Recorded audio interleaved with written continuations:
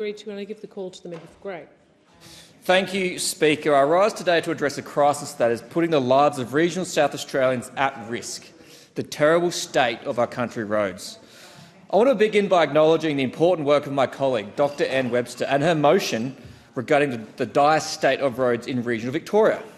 Now, it's a sad reality that, like Victoria, South Australia is a city-centric state, where the government's focus is almost entirely confined to Adelaide and surrounds. In fact, the government's priorities are so skewed, I've often thought we should save ourselves the hassle and change our state's name to simply the State of Adelaide. Statistically, South Australia receives the lowest amount of federal road funding by any state, both on a per capita basis and a per kilometre of road basis. And it shows, Speaker. But this isn't just about statistics, it's about lives. Here are a few stories from my electorate that serve to highlight how dangerous and poorly maintained the South Australian regional road network really is. Tony, a prominent and well-respected partialist in northern South Australia, quote, 10 years ago, 5 gangs of 2 graders were operating on the Outback Road network. Now there's only one grade crew, consisting of 2 graders.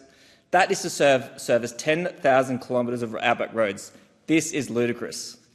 Now, from his constituent in Clare, quote, we came over from Clare today to do some shopping in Port Pirie, and to say the cattle track to Crystal Brook needs major repairs is beyond a joke. You even have to drive on the wrong side of the road to avoid the dozens of deep potholes. And from Robin, a fellow truckie from Boolaroo Centre, talking about the recently upgraded Augusta Highway, quote, as a road train operator that uses this road multiple times a week, I am disgusted that this section of road has only been open for 6 months and it is already falling apart.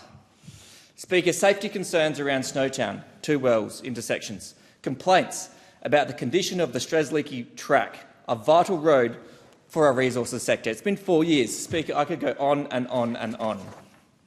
These are not just potholes. These are examples of fundamental failures in planning and construction.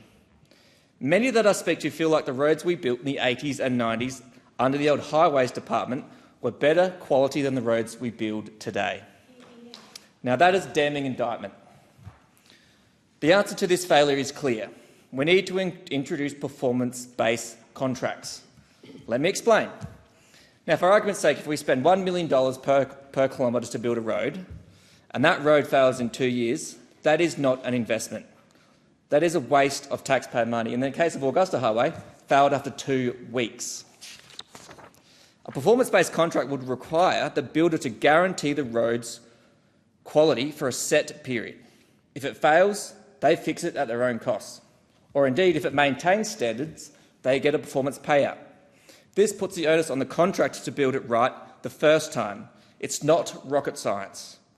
But it seems governments are currently obsessed with mega projects in the cities, rather than basic road safety projects that could easily be delivered. So, how does Labor propose to fix this critically failing road network? How do you think they address the safety issues at hand? Well, the solution is an absolute cracker, even by Labor standards. They suggest we reduce the speed limit on regional roads to 80 kilometres an hour. Well, Speaker, I'll one-up them. Let's reduce the speed of all roads to just 5 kilometres an hour. Then our road toll would go to 0. Speaker, rather than investing to make roads safer, they say stuff you and reduce the speed limit to 80. Unbelievable, unrealistic, out of touch. The state government has the empirical evidence of our roads' poor quality. They have this information, but they are not willing to share it. Why? Because that would be inconvenient for their constant pork barrelling purposes. My common sense approach would be simple. Take the quality of the road network, the data they are hiding, combine it with the grading of that road, how busy it is. Put those two together and now you have the funding for our road network.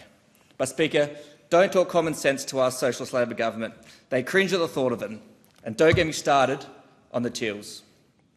We need a government that is serious about regional safety, serious about smart investment and serious about building roads that last. The people of regional South Australia deserve better than a government whose priority is the next tram stop in metropolitan Adelaide. I thank the member. The question is that the motion be agreed to. I give